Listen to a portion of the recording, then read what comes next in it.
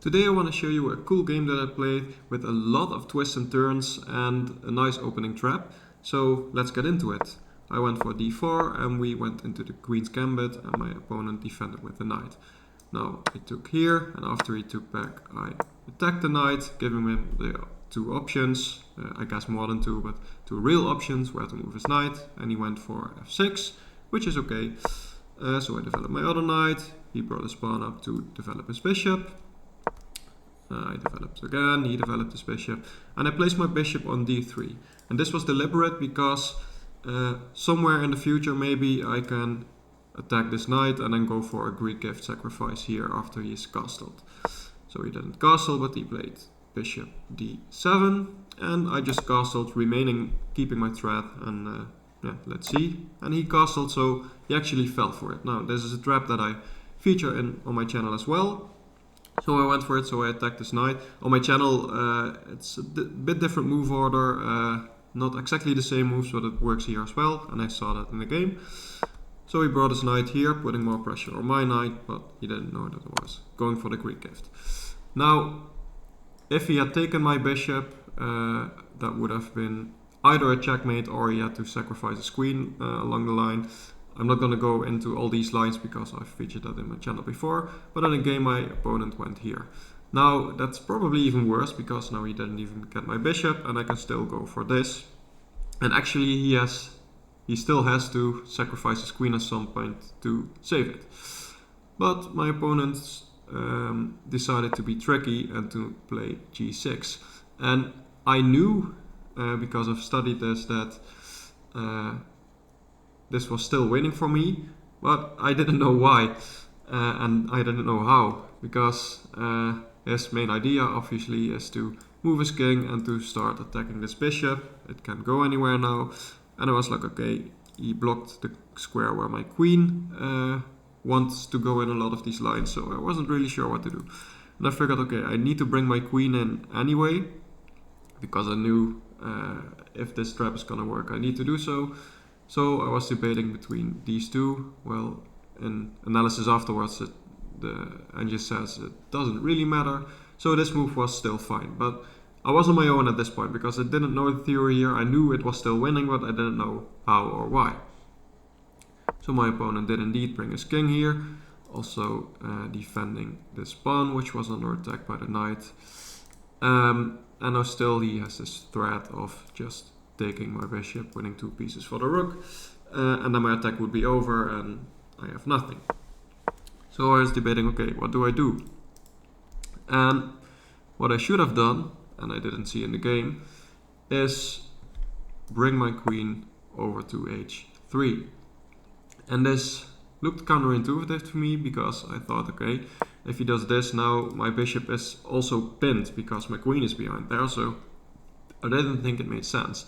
But what the engine shows, and I should have studied this more because this was a possibility in this trap, but I can actually, oh, my mouse isn't working, I can actually sacrifice my knight here. It is check, so he has to take. If he takes with the bishop, this would have actually been checkmate. Notice how the bishop defends my queen. This bishop blocks that square, queen dead, and the pawn is protecting that square. Had he taken with the pawn, I could still have gone in with the queen. He would have moved his king somewhere, let's say here. I would have checked him. Now he has 2 real options. The best for him is to go there. Let's see, I bring my other bishop in. He comes there, I go there. He goes there. It's all forced, by the way, and this is a checkmate. So I should have seen that, but the main thing I missed all the way back here, when going queen here, is that there actually was a threat to move my knight away and to go for this check because my bishop is defending. Had I seen that, then it would have been a real easy game, but yeah, it became a lot more difficult, as you will see. So I took this knight here. Main idea of me was, okay, I don't know, I didn't think my trap was gonna work anymore, I didn't see how, and I was like, okay, this knight is one of the defenders of this square, and I feel like a lot is going on in this square, so removing the knight seemed like a good idea. Also I could win a pawn this way, so I did. But yeah, the evaluation drops at this point because now my trap is gone. I needed my queen for this trap, threat, so yeah, it's bad, but it's still an equal game, the engine says, so nothing to worry about. So he brought his knight out, I brought my rook into the game, and he brought his bishop up in. And at this point I thought, okay, now I'm in trouble because he is attacking my knight. Once he takes my knight, my bishop is no longer defended, and it's bad, and I can't move my knight because then I'm also not defending my bishop anymore. And I probably should have conceded, okay, I'm gonna lose a piece, so maybe I should just do a desperado, just sack my knight and try to save something. But what I did is I defended my knight and was like, okay, I need to complicate things, so maybe if he takes my knight, I take with a pawn, I open up a file, maybe in the future I can do something with that. Wasn't really concrete how. Now he threw in another move, he attacked my queen first, so I went back here. Actually, without knowing it, renewing some of the threats I had before when my opening trap didn't work. So one fun thing to show, let's say he takes my knight here, engine says it's still plus 1.2, so not all too bad. But yeah, he brought his queen there, and the evaluation suddenly goes up to like plus 4 at this point, and I should have played queen f4 here. And again, the threat is really similar. So let's say he does something random. I have a checkmate in 4 in this variation. I can again play this knight check, even without taking something, but it doesn't really matter. And all the same threats, because my queen is coming in there, that I showed before, are here as well. But I didn't, so I just pushed my pawn. I felt like, okay, I have a good center, at least I have something to go for. And he plays his bishop here.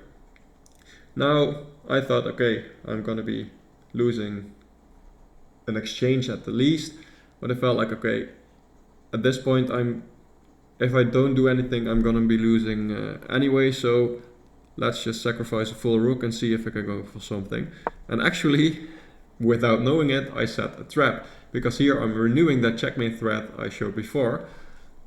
He actually did take my rook, so here I had a mate in 4 and I didn't see it, so I could have won the game again here with the same knight check and then the same idea as I showed before. But yeah, I didn't, so I just lost the rook, and it was like, okay, I need to use my pawns, and he took my knight, and here again I had some tricks. I should have taken with the queen here, idea being that I'm still threatening things like this, and that would have still been winning. Even had he taken here, I could have still come in with this check. He could have come here. Let's see what the engine says. Yeah, just bring the bishop in and go for this checkmate. And even though it's slow, we can't really do anything about it, so it's still winning. So yeah, actually, this was a great sacrifice, but I didn't know it. So yeah, let's go back here. I took with the pawn in this position.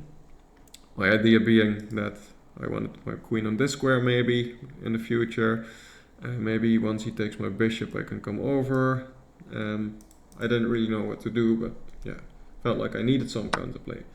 So he took my bishop and I was like, okay, I took his knight because yeah, even though I needed to keep attacking, if I'm down too much material it won't work. He took my pawn, I took back. Again, trying to get in here. Closer to his king is maybe better because there's some threats, and I knew I needed to keep making threats because yeah, I'm down material here, so I'm not gonna be winning on material, so I need to keep making threats in the hopes that he makes a mistake. So I just went for this, and he defended the pawn with his queen on an active square, so that was a good move. And I brought my bishop out, trying to get my rook into the game. And he brought his rook up, defending this pawn some more, and I started attacking his queen. Again, keep making threats in the hopes he blunders something. He didn't, brought his queen here, and I just started complicating things. Brought my pawn up, let's see what he does. He takes.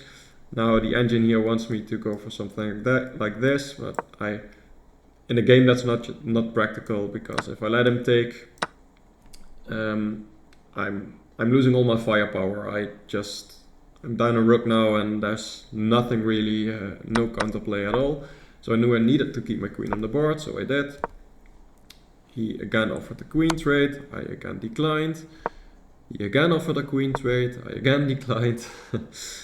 And then he brought his rooks in here, aiming for the square once his bishop moves, so I knew, okay, that's gonna be difficult because the queen is blocking off here, so right now there's back rank problems for me. But yeah, I just moved my queen here, thinking that, okay, maybe if his rook moves at some point, I'm gonna have some checks. So he moved his bishop here, and of course that's a bishop I can't take. Let's see if I take it, he just checkmates me in one move. I saw that and I thought, okay, what can I do here? And my next move is actually the move that won me the game. Believe it or not, it's like minus 2.5 at this point, the engine says. But yeah, I won the game, and that's because I played this move. Now, I didn't win the game in the way you might think, but this made my opponent think a lot, because his bishop is actually hanging. But if he takes it, I have a perpetual check. I can now go for this, and no matter what the king does, I can keep checking him. Even if he comes over here, I can just keep checking. He can try to run all the way over here, but I can keep checking him, and now he has to go back. And no matter what he does, I can just keep checking him. Even if he comes up, I can check because his pawn is defending my queen. And there's no way to get out of like this box, let's say. So I keep checking him, and it's a draw. And my opponent obviously didn't want a draw because he was winning. So he knew he couldn't take the bishop. But at the same time, he was spending a lot of time. His whole plan was to get down here, and now I stopped that. So that was annoying for him. And what won me the game in this point is he spent a lot of time here thinking, okay, how can I still make my plan work? And he couldn't, because he has only one move, and he did find it, which is rook here. It's the only move for him to keep the advantage. Main idea, I should have said, I also have a checkmate threat here, so he needs to defend that. But yeah, because he spent a lot of time, I knew that, okay, this time advantage is the only thing I've got going for me, so I need to play quick moves now. So I did. Now, in this position you might think, okay, isn't the bishop capturable now? And I'm sure that's one of the reasons why my opponent spent a lot of time, but it isn't, because let's show you, if I take it, the queen can actually come in with a fork and pick up my rook, so that would have been bad. So I didn't take the bishop, I brought my pawn up, and then my opponent started sacrificing, thinking, okay, I'm not material, so it doesn't matter. And at this point I'm still playing real quick moves. I was up on time by quite some margin, I believe like 2 minutes or something. This was a rapid game, by the way. And he brought his bishop back, and I still brought my queen in, okay, renewing some threats. And I knew that once I make threats, he's gonna spend more time, so I was trying to make quick moves that are also complicated in a way. So he defended, I brought my rook in, he defended that pawn, I just attacked his bishop, he took a pawn, I took a pawn, he brought his pawn up. Like I said, I wasn't really paying attention to playing good moves, just try keep making threats, so he needs to respond to that and spend a little more time. I broke my rook here, and this is where he actually lost on time, I won on time. So yeah, a really messy game. I could have checkmated him in multiple occasions, I didn't. I played a nice opening trap, but then failed to capitalize on it, and in the end I won on time in a way worse position. So yeah, so you can see, even though you even though you perform an opening trap, doesn't mean you're winning if you don't know how to follow it up. So yeah, my recommendation is, once you see a cool opening trap, definitely study the lines after that some more. I didn't in this occasion, and well, it didn't play out that well, even though I won the game in the end, but it could have been way worse. So yeah, I hope you liked this game, and thank you for watching. Bye bye.